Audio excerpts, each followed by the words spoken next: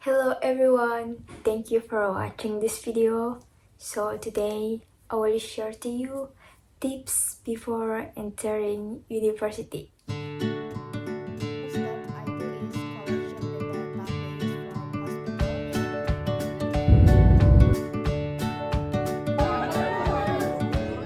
from hospital.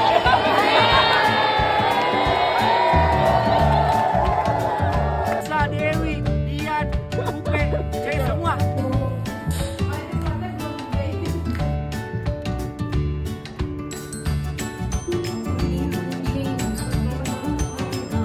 That I will say congratulations to you for who get accepted in your dream university. Yay. I know that you're hardworking, but you know guys, it's not the end. This is your first journey because the university and school have so many different. Let me introduce myself first. My name is Inna and I'm the last semester in university. So because I'm a senior, I will share to you some tips based on my experience. Okay, let's start. Tips number one is SKS strategy. What is SKS? Buat yang belum tahu, jadi SKS itu kepanjangan dari Satuan Kredit Semester. Itu adalah daftar mata kuliah yang akan kalian ambil selama satu semester. Nah, bedanya tuh kalau di sekolah kalian ada mata pelajaran kan. Kayak di kelas 1 ada beberapa mata pelajaran yang harus kalian ambil, kayak ada matematika, fisika, kimia, dan itu tuh udah ditentuin sama sekolah kalian masing-masing.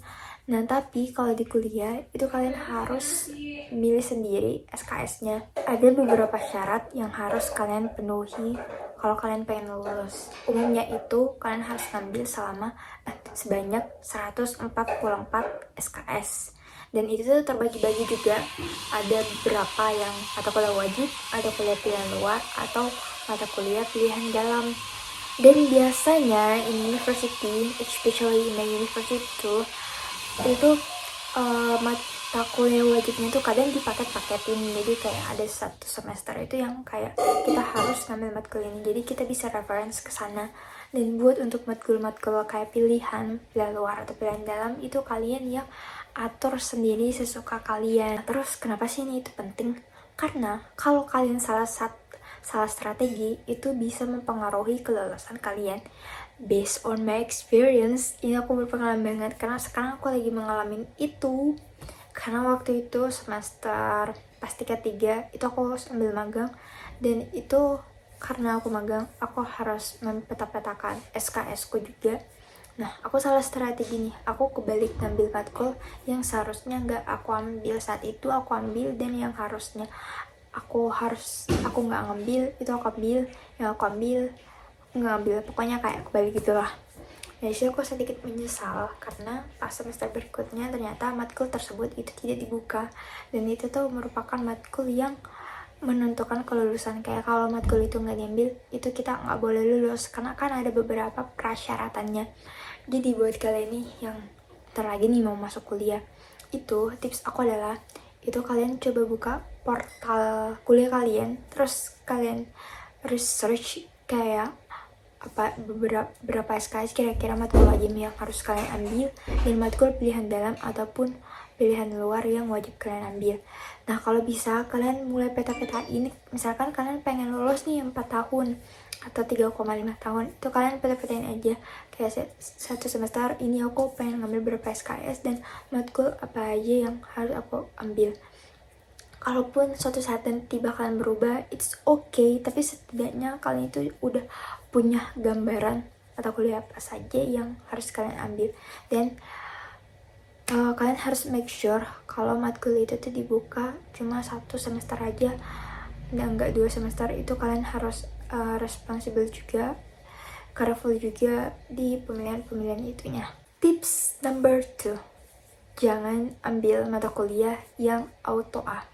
Ini sangat tidak aku sarankan karena biasanya kan ini banyak banget play cutting-cuttingan. Biasanya nyaranin kalian kalau mau ngambil matkul pilihan, kalian mending ambil matkul ini aja karena itu gampang dapat nilai A. No, gak semua kayak gitu, karena bisa aja mereka orang-orang yang dapat A itu emang passionate atau emang tertarik sama di matkul itu. Nah, karena kalau misalkan nih kalian ada dua pilihan matkul, matkul A sama matkul B. Matkul A ini kata orang-orang ini gampang dapat A, tapi kalian gak terlalu interest sama mata kuliahnya, kayak gak menarik gitu. Terus di matkul B ini kalian interest banget dan kalian penasaran dengan mata kuliahnya ini, tapi kata orang-orang ini sulit untuk dapat nilai A. Di beberapa semester kemarin itu aku juga sempat ngalamin kalau gak selamanya kayak gitu. Selama kalian interest, itu kalau kalian milih matkul, pastiin itu sesuai sama passion kalian, sama kira-kira ini mendukung gak sih sama di masa depan kalian. Contohnya misalkan kalian pas pengen lulus, kalian pengen bisnis gitu, terus kalian ngambil mata kuliah manajemen. Nah, itu kan ngebantu banget gitu. Jadi kalian pilih aja selama itu bermakna dan punya bersinggungan sama masa depan kalian gitu, dibanding kalau misalkan kalian pengen pas lulus ikut bisnis gitu tapi kalian ngambilnya yang politik, itu kan gak relate banget. Nah, kalaupun banyak orang bilang yang auto A, itu kalian bakalan kesusahan sendiri pas di ujian karena kalian gak interest. Aku ngerasain sendiri pas kita ujian dan kita gak ngerti mata kuliah itu tuh susah banget dibandingkan sama mata kuliah. Ya, at least kalian, kalau kalian punya interest sendiri atau penasaran sama mata kuliah itu kalian bisa kok belajarnya, bahkan kalian bisa dapat nilai yang bagus gitu. Gak mesti ikut-ikutan sama orang yang topiknya mata kuliahnya itu A. Tips number 3, ikut 1 atau 2 organisasi dan aktif. Oke, ini banyak banget yang keliru. Jangan terlalu ambil banyak organisasi dan jangan juga gak ikut sama sekali. Kan banyak nih orang-orang yang bilang jadi mahasiswa kupu-kupu aja gitu biar bisa fokus untuk belajar. No guys, karena di kuliah itu gak cuma kompetitif masalah akademik, tapi organisasi juga. Karena ada beberapa orang yang aku kenal, mereka tuh mahasiswa kupu-kupu yang gak punya teman. Ini tuh berimpact banget nanti pas di kelas kan. Misalkan kalian gak join organisasi apapun, itu pertemanan kalian tuh punya sedikit teman gitu. Bahkan kalian gak punya teman. Ada temanku and dia tuh gak ikut organisasi sama sekali, dia tuh di kelas gak punya teman sama sekali, dan akhirnya berimpact pada saat kita kelompok, kita disuruh buat kelompok sendiri-sendiri dan gak ada yang mau satu kelompok sama dia karena gak ada yang kenal sama dia gitu. Nih, itulah yang membuat, walaupun sebenarnya di kuliah itu individual, tapi kalau kalian kuliah yang bakalan ada project-project kelompok gitu, dan biasanya kelompoknya tuh milih sendiri, itu kalian harus hati-hati banget. Bisa aja itu kalian kesusahan buat nyari teman gitu. Di sini aku juga nyaranin jangan terlalu banyak, karena pengalamanku sebagai anak-anak yang memiliki interest yang banyak gitu.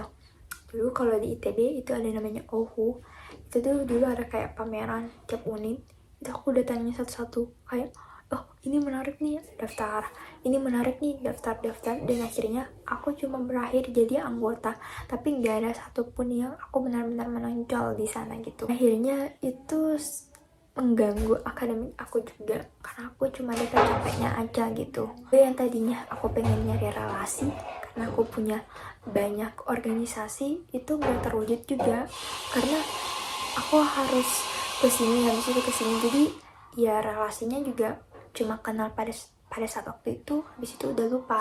Nah, tapi kalau kalian bisa aktif nih di dalam satu organisasi, itu tuh relasi kalian tuh bakalan kuat, kalian tuh bakalan memahami teman kalian satu sama lain, dan mungkin di masa depan kalian ada proyekan bareng, atau relasi kalian ini bakalan ngebantu kalian untuk bekerja, menawarkan pekerjaan atau apapun gitu loh.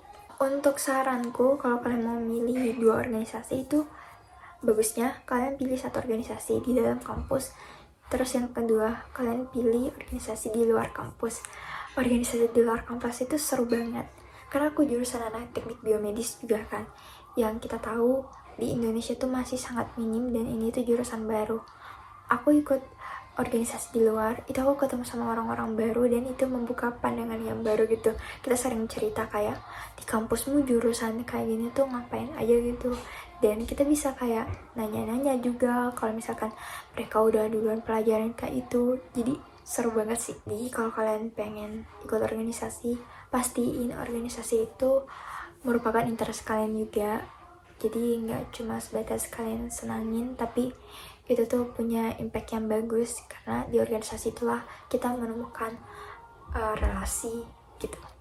Tips number 4, belajar bahasa Inggris atau kursus bahasa Inggris. Nah, ini aku khususkan buat yang pengen lanjut S2. Jangan kalau S1 nanti kalian kalau udah tingkat 3 tuh kalian bakal mikirin gitu kan, kayak nanti habis ini aku bakal ngapain ya, aku bakalan kerja atau kuliah. Nah, biasanya sih mostly orang-orang lebih milih untuk lanjut S2. Dan kalau kalian pengen lanjut S2 juga, itu penting banget kalian untuk belajar bahasa Inggris. Kalian bisa ikut kursus untuk mempersiapkan TOEFL sama IELTS. Jangan baru belajar TOEFL atau IELTS itu pas kalian udah lulus. Itu saran yang aku ingat dari beberapa mentor aku pas aku les IELTS kemarin. Mereka tuh bilang kalau misalkan pas kita lulus itu belajar kita tuh jadi terbatas, dan juga kayak apa ya, pokoknya bakalan susah kalau kalian baru mulai untuk belajar IELTS itu pas udah lulus. Jadi aku saranin pas ini, kalau kalian pengen sih pas masuk kuliah itu kalian belajar IELTS kayak di tingkat 1-2 lah, belajar mandiri aja dulu. Nanti di tingkat 3 atau tingkat 4 baru kalian ikut les. Atau kalian kalau ngerasa masih minim bahasa Inggrisnya, kalian bisa les yang biasa dulu aja, kayak les bahasa Inggris biasa aja, jangan langsung IELTS, karena IELTS itu lumayan sulit kan. Dan sebenarnya kalau kalian juga mau kerja, biasanya banyak perusahaan itu yang melihat bahasa Inggris juga, soalnya sekarang tuh udah banyak perusahaan yang bergerak di bidang internasional. Jadi dia hiringnya juga kayak nulis CV-nya, wawancaranya tuh banyak pakai bahasa Inggris. Jadi ya bahasa Inggris menurutku sangat important banget gitu. Tips number 5, ikut magang. Ini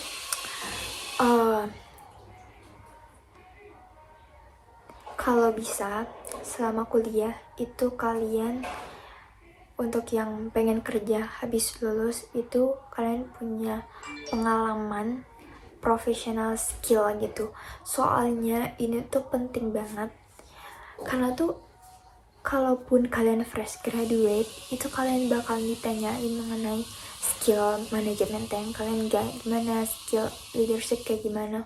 Menurutku organisasi gak cukup, kalian harus langsung turun untuk cari-cari buat apa ya, kayak ada pengalaman internship gitulah. Jadi aku saranin untuk kalian prepare ini.